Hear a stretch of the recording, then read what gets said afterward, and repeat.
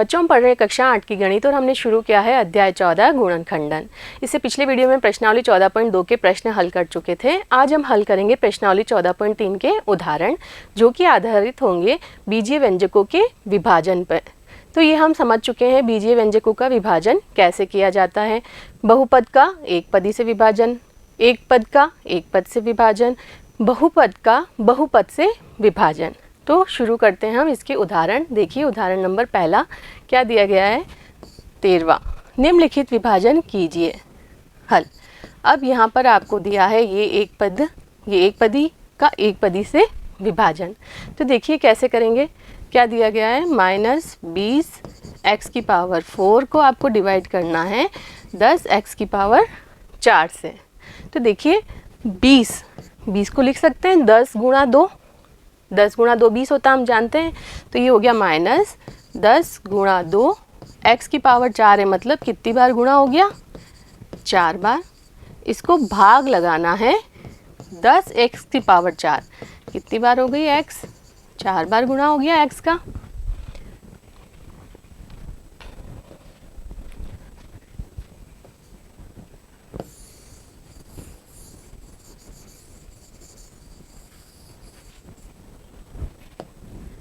तो करते हैं, कैसे करेंगे देखिए। -20 x की पावर 4, इसको भाग लगाना है 10 x स्क्वायर से। अब 20 को लिख सकते हैं 10 गुणा 2, तो हम जानते हैं 10 गुणा 2 20 होता है। तो ये क्या लिख दिया हमने, -10 गुणा 2, x की पावर 4 है, मतलब x का गुणा कितनी बार होगा, 4 बार होगा। इसको भाग लगाना है 10 x स्क्वायर से। ये 10 x स्क्वायर मतलब x का गुणा कितनी बार हो गया, 2 बार। अब देखिए कुछ कटता है क्या, ये 10 से 10 कट गया, ये x से x, ये x से ये वाला x। अब देखिए क्या बचा, माइनस ये 2 x स्क्वायर, x गुणा x स्क्वायर, नीचे कुछ भी नहीं बचा, मतलब 1 है और 1 लिखने की ज़रूरत नहीं होती। तो ये क्या बच गया, -2x स्क्वायर। तो ये जो भाग लगाया एक पदी का एक पदी से, तो हमको क्या उत्तर प्राप्त हुआ, -2x स्क्वायर। क्लियर है, समझ में आया कैसे करना है। इसी का दूसरा पार्ट देखिए क्या दिया है, हल।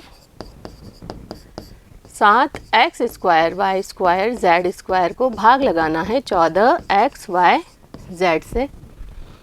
तो देखिए यहाँ पर क्या लिख सकते हैं आप, 7 गुणा x 2 बार है, y भी 2 बार है और z भी 2 बार है, स्क्वायर मतलब। अब 14 को क्या लिख सकते हैं, 7 गुणा 2, तो यहाँ लिख दिया हमने 7 गुणा 2 x y z, तो x गुणा y गुणा z लिख सकते हैं ऐसे।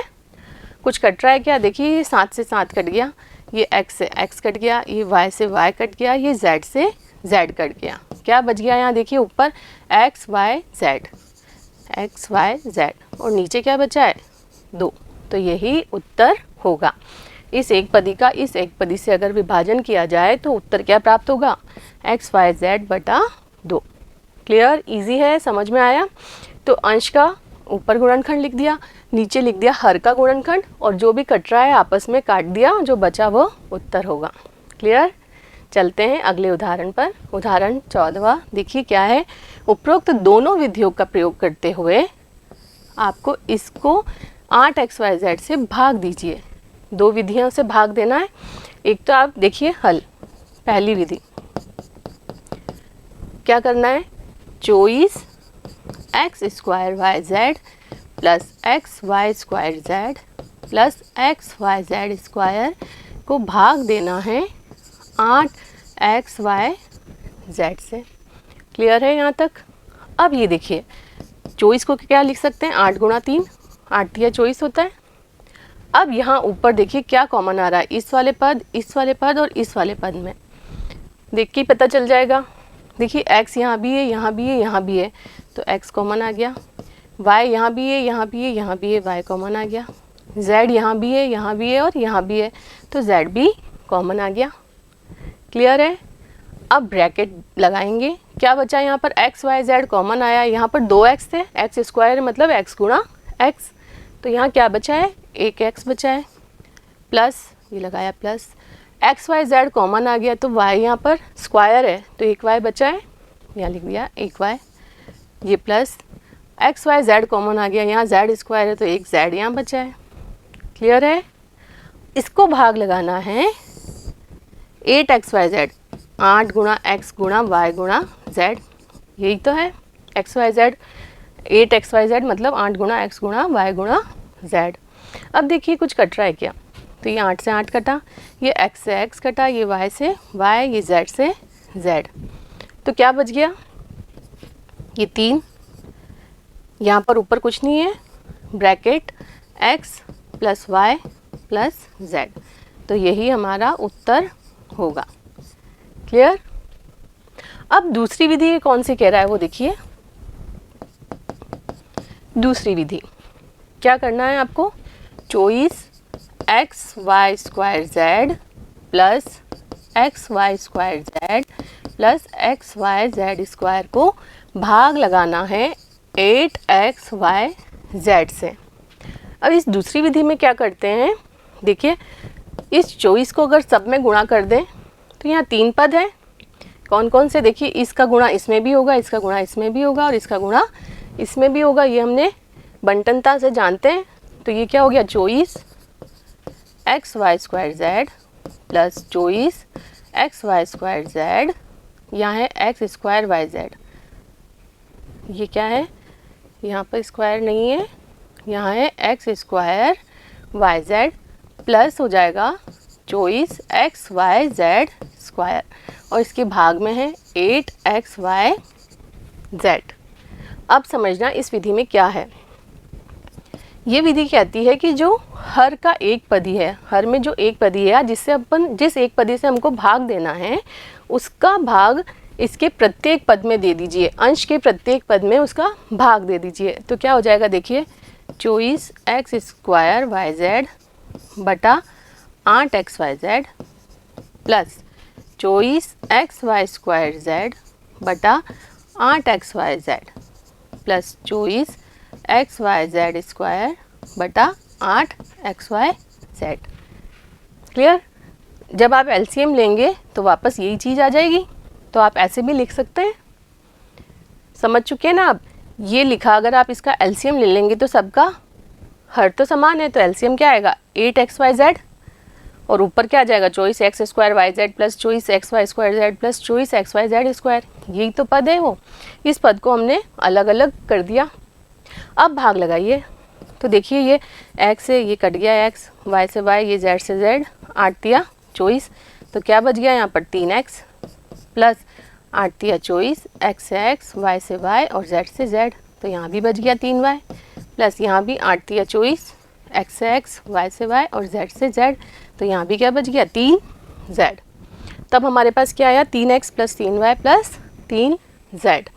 यहाँ पर 3 सब में है तो 3 कॉमन ले लिया, क्या बच जाएगा, यहाँ x बचेगा, ये प्लस, यहाँ y बचेगा, ये प्लस और यहाँ बचेगा z। तो वही वाला उत्तर प्राप्त हो गया हमको जो इस विधि से प्राप्त हुआ था उत्तर। तो ये 2 विधियाँ हैं। इस विधि में तो क्या किया आपने, ऊपर वाले में गुणनखंड कर दिए ऊपर वाले के और उसको भाग दे दिया नीचे हर से जो आपको एक पदी दिया गया था। और इस वाले में किया है जो जिस एक पदी का भाग देना है उसको प्रत्येक पद से भाग लगा दिया और जो आया वो हमारा उत्तर होगा। क्लियर है, दोनों विधियाँ समझ में आई। चलते हैं अगले उदाहरण पर। उदाहरण 15, ये कोई व्यंजक दिया गया है, इसको 11x x माइनस 8 से भाग देना है। तो करते हैं हल। क्या दिया गया है देखिए, 44x की power 4 minus 5x cube minus 24x square. Clear. अब देखिए 44 दिया गया है, इसको लिख सकते हैं 4 गुणा 11, 11 चौक 44 होता है।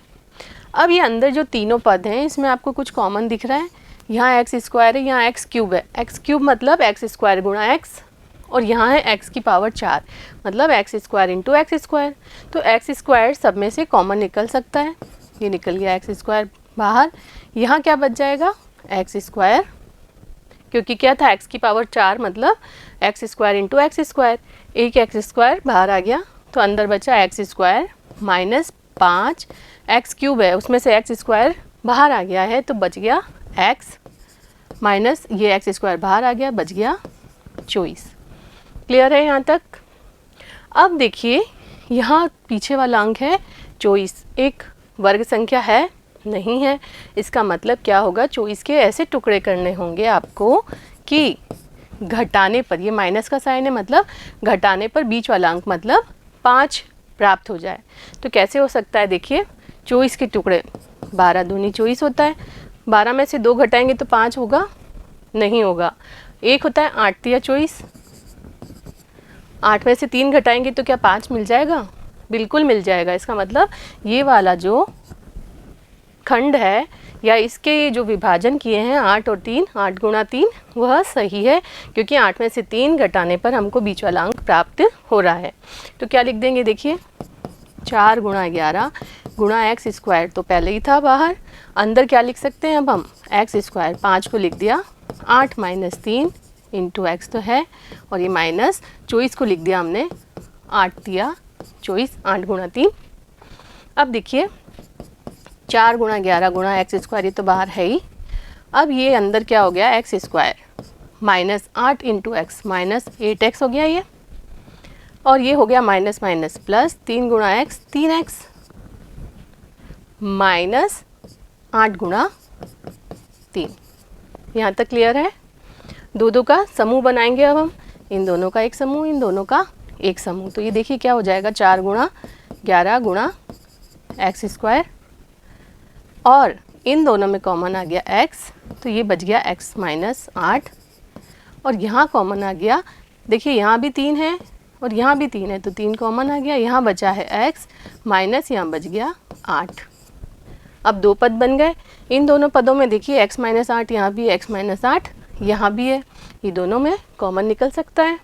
तो क्या आ जाएगा, 4 गुणा 11 गुणा एक्स स्क्वायर, और कॉमन आ गया है x माइनस 8, क्या बच गया, यहाँ पर बचा x प्लस 3, x प्लस 3।